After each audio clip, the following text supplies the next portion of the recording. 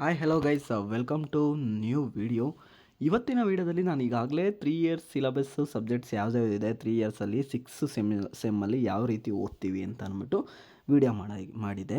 So ಅದೇ ರೀತಿ ನಾನೀಗ 5 year LLB, BA LLB, BBA LLB, BCom LLB ಮೂರು ಕೋರ್ಸ್ನ ಸಬ್ಜೆಕ್ಟ್ಸ್ನ ಬಗ್ಗೆ ನಾನು ನಿಮಗೆ ವಿಡಿಯೋ ಮಾಡಿ ಹಾಕ್ತಾಯಿದ್ದೀನಿ ಗೈಸ್. ಈಗ ನಾವು ನೋಡ್ತಾ ಇರೋದು, ನೀವು ಈಗಾಗಲೇ ತಮ್ಮನೇಲಿ ನೋಡ್ತಾ ಇದ್ದೀರಾ, BBA LLBಯಲ್ಲಿ ಯಾವ ರೀತಿ 5 ಇಯರ್ಸ್ಗೆ ಸಬ್ಜೆಕ್ಟ್ಸ್ ಯಾವುದ್ಯಾವುದಿದೆ ಅಂತ ನಾನು ನಿಮಗೆ ಕಂಪ್ಲೀಟಾಗಿ ಎಕ್ಸ್ಪ್ಲೈನ್ ಮಾಡ್ತೀನಿ. ಈ ಒಂದು PDF ಏನಾದರೂ ನಿಮಗೆ ಬೇಕು ಅಂತ ಅಂದರೆ ನನ್ನ ಟೆಲಿಗ್ರಾಮ್ ಚಾನಲಲ್ಲಿ ನಿಮಗೆ ಅಪ್ಲೋಡ್ ಮಾಡಿದ್ದೀನಿ guys.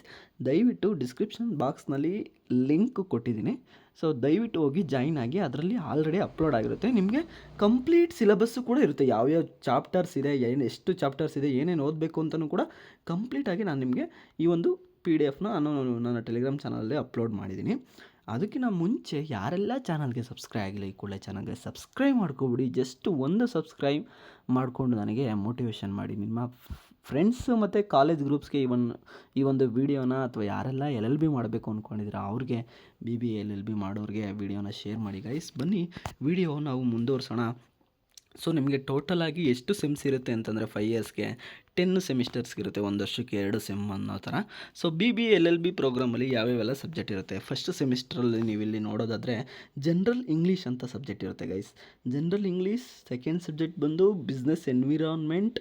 Third subject managerial economics ಅಂತ ಇರುತ್ತೆ.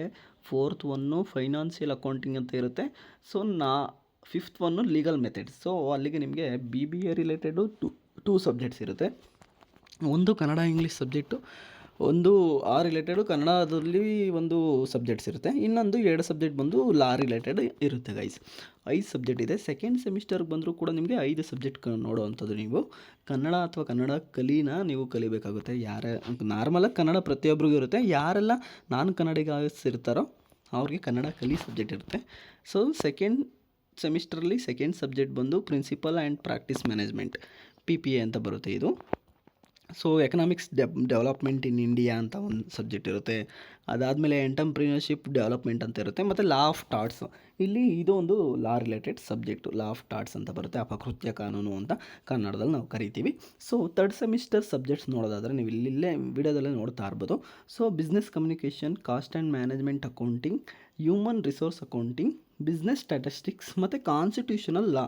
ಅಂದರೆ ಇಲ್ಲಿ ನಿಮಗೆ ಸ್ಟಾರ್ಟ್ ಆಗುತ್ತೆ. ಪ್ರತಿ ಸೆಮ್ಮಲ್ಲಿ ನಿಮಗೆ ಒಂದೊಂದು ಸ್ಟಾರ್ಟ್ ಆಗ್ತಾ ಹೋಗ್ತಾ ನೆಕ್ಸ್ಟು ಹೋಗ್ತಾ 4th ಸೆಮ್ಮಿಂದ ನಿಮಗೆ 2 ಸಬ್ಜೆಕ್ಟ್ಸು ಲಾ ರಿಲೇಟೆಡೇ ಇರುತ್ತೆ. ಫಸ್ಟು 3 ಸೆಮಿಸ್ಟರ್ ಬಂದು ನಿಮಗೆ BBA ರಿಲೇಟೆಡೇ ಇರುತ್ತೆ ತುಂಬಾ ಸಬ್ಜೆಕ್ಟ್ಸು, ಓಕೆನಾ. ಸೊ ಈಗ ನಾವು 4th ಸೆಮಿಸ್ಟರ್ ನೀವು ಇಲ್ಲಿ ನೋಡೋದಾದರೆ financial management, international business, constitutional law 2 ಬರುತ್ತೆ. ಇಲ್ಲಿ ಕಾನ್ಸ್ಟಿಟ್ಯೂಷನಲ್ ಲಾ 1 ಥರ್ಡ್ ಸೆಮಿಸ್ಟರಲ್ಲಿ ಓದ್ತಿರ್ತೀರ, 4th ಸೆಮ್ಮಲ್ಲಿ 2 ಓದ್ತೀರಾ. ಮತ್ತು ಲಾ ಆಫ್ ಕ್ರೈಮ್ಸ್ ಅಂದರೆ IPC, ಅಂದರೆ ಇವಾಗ BNS ಅಂತ ಹೊಸದಾಗಿ ಬಂದಿದೆ ಈ ಒಂದು ಸಿಲೆಬಸ್ಸಲ್ಲಿ. ಸೊ BNSನ ನೀವು ಇಲ್ಲಿ ಯಾವ ಸೆಮ್ಮಲ್ಲಿ ಓದ್ತೀರಾ ಅಂದರೆ 4th ಸೆಮ್ಮಲ್ಲಿ ಓದ್ತೀರಾ. 4th ಸೆಮ್ಮಲ್ಲಿ ಅಲ್ಲಿಗೆ ನೀವು ಕಾಂಟ್ರಾಕ್ಟ್ 1 ಓದ್ತೀರಾ, BNS ಓದ್ತೀರಾ, ಕಾನ್ಸ್ಟಿಟ್ಯೂಷನಲ್ ಲಾ ಓದ್ತೀರಾ. ಮೂರು ಸಬ್ಜೆಕ್ಟ್ ಲಾ ರಿಲೇಟೆಡ್ ನೀವು ಓದ್ತೀರಾ ಗೈಸ್. ಸೊ ನೆಕ್ಸ್ಟು 5th ಸೆಮಿಸ್ಟರ್ಗೆ ನೀವು ಬರೋದಾದರೆ 5th ಸೆಮ್ಮಲ್ಲಿ ಬರುತ್ತೆ ನಿಮಗೆ ಲೇಬರ್ ಲಾ ಬರುತ್ತೆ. ಲೇಬರ್ ಲಾ 1 ಅದೇ ಇವಾಗ ಚೇಂಜ್ ಆಗಿದೆ 2025ಇಂದ. ಸೊ ಚೇಂಜ್ ಆಗಿದೆ, ಲೇಬರ್ ಆ್ಯಂಡ್ ಇಂಡಸ್ಟ್ರಿಯಲ್ ಲಾ ಅಂತ ಬಂದಿದೆ ಗೈಸ್. ಅದಾದಮೇಲೆ ಜೂರಿಸ್ಪ್ರುಡೆನ್ಸ್ ಅಂತ ಬಂದಿದೆ, ಒಂದು ಸಬ್ಜೆಕ್ಟ್ ಇದೆ. ಅದಾದಮೇಲೆ ಫ್ಯಾಮಿಲಿ ಲಾ, ಇಂದು ಲಾ ನೀವು 5th ಸೆಮ್ಮಲ್ಲಿ ಓದ್ತೀರಾ. ಮತ್ತು ಕಾಂಟ್ರಾಕ್ಟ್ 2 ಬರುತ್ತೆ ಇಲ್ಲಿ. ಕಾಂಟ್ರಾಕ್ಟ್ 2 ಆದಮೇಲೆ ಅಡ್ಮಿನಿಸ್ಟ್ರೇಟಿವ್ ಲಾ. ಸೊ ನಿಮಗೆ 5th ಸೆಮಿಸ್ಟರ್ ಪೂರ್ತಿ ನಿಮಗೆ ಲಾ ರಿಲೇಟೆಡ್ ಸಬ್ಜೆಕ್ಟೇ ಇದೆ BBAಯಲ್ಲಿ, ಓಕೆನಾ. ಸೊ 6th ಸೆಮಿಸ್ಟರ್ ನೀವು ಬಂದರೆ ಲೇಬರ್ ಲಾ 2 ಅಂದರೆ ಇವಾಗಿನ ಹೊಸ ಆ್ಯಕ್ಟ್ ಪ್ರಕಾರ labour and industrial law 2, company law, property law ಮತ್ತು ಫ್ಯಾಮಿಲಿ ಲಾ ಅಂದರೆ ಮುಸ್ಲಿಂ ಲಾ ಬರುತ್ತಲ್ಲ, ಮೊಹಮ್ಮದನ್ ಲಾ, ಅದೊಂದು ಆ್ಯಕ್ಟ್ನ ನೀವು 6th ಸೆಮಿಸ್ಟರಲ್ಲಿ ಓದ್ತೀರಾ. 4 ಸಬ್ಜೆಕ್ಟ್ ಇರುತ್ತೆ. ಸೊ ಅದಾದಮೇಲೆ ನೀವು 7th ಸೆಮಿಸ್ಟರ್ಗೆ ಬರಬೇಕಾಗುತ್ತೆ. 7th ಸೆಮಿಸ್ಟರ್ಲಿ ಯಾವ್ಯಾವ ಸಬ್ಜೆಕ್ಟ್ ಇದೆ ಅಂತಂದರೆ public international law, law of taxation ಮತ್ತು ಕ್ರಿಮಿನಲ್ ಲಾ 2 ಅಂತ ಬರುತ್ತೆ. ಕ್ರಿಮಿನಲ್ ಲಾ 2 ಅಂತಂದರೆ BNSS ಅಂತ ಬರುತ್ತೆ, ಭಾರತೀಯ ನಾಗರಿಕ ನ್ಯಾಯ ಸಂಹಿತ ಅಂತ. ಅದಾದಮೇಲೆ ನೀವು ಒಂದು ಕ್ಲಿನಿಕಲ್ ಕೋರ್ಸ್ ಅಂತ ಮಾಡಬೇಕಾಗುತ್ತೆ, ಪ್ರೊಫೆಷ್ನಲ್ ಎಥಿಕ್ಸ್. ಇದನ್ನು ನಿಮಗೆ ಕ್ಲಿನಿಕಲ್ ಕೋರ್ಸಾಗಿ ಸೆಲೆಕ್ಟ್ ಮಾಡಿಕೊಂಡು ಈ ಒಂದು ಎಕ್ಸಾಮ್ಸ್ನ ಬರೀಬೇಕಾಗುತ್ತೆ ಗೈಸ್. ಸೊ ಅದಾದಮೇಲೆ 8th ಸೆಮಿಸ್ಟರ್ಗೆ ಬಂದರೆ ನಿಮಗೆ ಲಾ ಆಫ್ ಎವಿಡೆನ್ಸ್ ಇದೆ. ಅದಾದಮೇಲೆ ಆಪ್ಷನಲ್ಲಾಗಿ, ಈಗ ಆಲ್ರೆಡಿ ಆಪ್ಷನಲ್ ಅಂತಂದರೆ ಏನು ಗೊತ್ತಾ, 2 ಸಬ್ಜೆಕ್ಟ್ಗೆ ಎರಡೆರಡು ಆಪ್ಷನಲ್ 1 ಆಪ್ಷನಲ್ 2 ಅಂತ 2 ಸಬ್ಜೆಕ್ಟ್ ಇರುತ್ತೆ.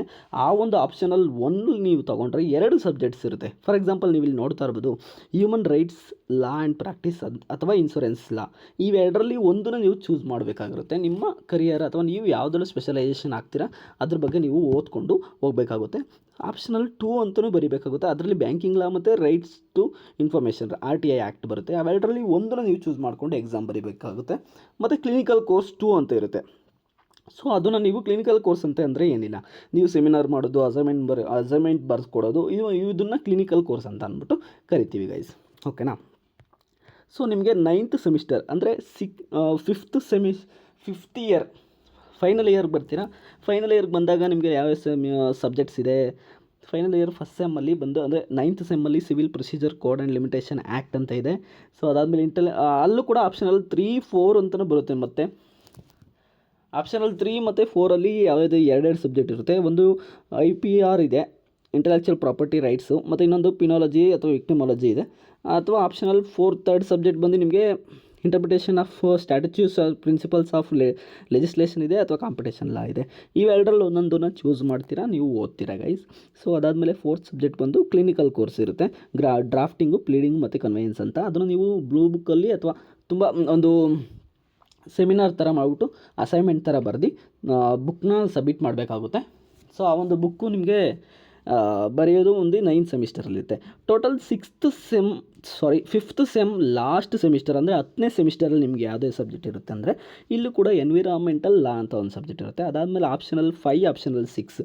ಸೊ ಅಲ್ಲಿಗೆ ಆಪ್ಷನಲ್ ಸಬ್ಜೆಕ್ಟ್ ಬಂದು ನಿಮಗೆ 8th ಸೆಮಿಸ್ಟರಿಂದ ಸ್ಟಾರ್ಟ್ ಆಗುತ್ತೆ. ಪ್ರತಿಯೊಂದು ಆಪ್ಷನಲ್ಗೂ ಎರಡೆರಡು ಸಬ್ಜೆಕ್ಟ್ ಇರುತ್ತೆ, ಒಂದನ್ನು ಚೂಸ್ ಮಾಡಿ ನೀವು ಬರೀಬೇಕಾಗುತ್ತೆ. ಇಲ್ಲಿ IPR 2 ಬರುತ್ತೆ ಮತ್ತು ವೈಟ್ ಕಾಲರ್ ಕ್ರೈಮ್ಸ್ ಅಂತ ಬರುತ್ತೆ. ಅದಾದಮೇಲೆ ಲ್ಯಾಂಡ್ ಲಾ ಅಥವಾ ಲಾ ರಿಲೇಟೆಡ್ ಇಂಟರ್ನ್ಯಾಷನಲ್ ಟ್ರೇಡ್ ಎಕನಾಮಿಕ್ಸ್ ಅಂತ ಬರುತ್ತೆ. ಲಾಸ್ಟ್ ಒಂದು ಕ್ಲಿನಿಕಲ್ ಕೋರ್ಸು, ನಾನು ಹೇಳಿದ್ನಲ್ಲ ಈಗಾಗಲೇ ಕ್ಲಿನಿಕಲ್ ಕೋರ್ಸ್ ಏನಂತ ಮೂಟ್ ಕೋಡ್ ಬಗ್ಗೆ ಇರುತ್ತೆ, ಇಂಟರ್ನ್ಶಿಪ್ ಇರುತ್ತೆ ಗೈಸ್. ಸೊ ಇದಿಷ್ಟು ನಿಮಗೆ ಯಾರೆಲ್ಲ BBA LLB 5 ಇಯರ್ಸ್ ಸೇರ್ಕೊಂಡಿದ್ದೀರಾ ಅವ್ರಿಗೆ ಇರುವಂತಹ ಎಲ್ಲ 1ನೇ ಸೆಮಿಸ್ಟರಿಂದ ಹಿಡಿದು 10ನೇ ಸೆಮಿಸ್ಟರ್ವರೆಗೂ ಇರುವಂತಹ ಸಬ್ಜೆಕ್ಟ್ಸ್ಗಳು. ಈ ಒಂದು ಸಬ್ಜೆಕ್ಟ್ಸ್ನ ಪ್ರತಿಯೊಂದು ಸಿಲೆಬಸ್ ಕೂಡ ಇದರಲ್ಲೇ ಇದೆ.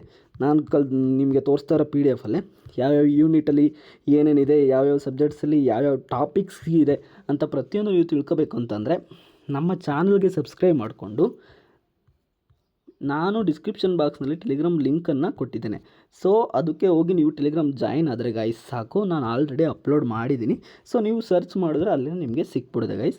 ಇದಿಷ್ಟು BBA LLB ಸಿಲೆಬಸ್ಸಲ್ಲಿ ಯಾವ್ಯಾವ ಸಬ್ಜೆಕ್ಟ್ಸ್ ಇದೆ, 1ರಿಂದ 10ನೇ ಸೆಮಿಸ್ಟರ್ವರೆಗೂ ಯಾವ್ಯಾವುದು ಸಬ್ಜೆಕ್ಟ್ಸ್ ಇದೆ ಅಂತ ವಿಡಿಯೋ ಮಾಡಬೇಕಾಗಿತ್ತು, ಮಾಡಿದ್ದೀನಿ. ಸೊ ಇಲ್ಲಿಗೆ ವಿಡಿಯೋ ಮುಗಿಸ್ತಾ ಇದ್ದೀನಿ. ಸೊ ಇದೇ ಥರ ಮುಂದಿನ ವಿಡಿಯೋದಲ್ಲಿ ಸಿಗ್ತೀನಿ ಗೈಸ್. ಅಲ್ಲಿವರೆಗೂ ಟೇಕ್ ಕೇರ್, ಬಾಯ್.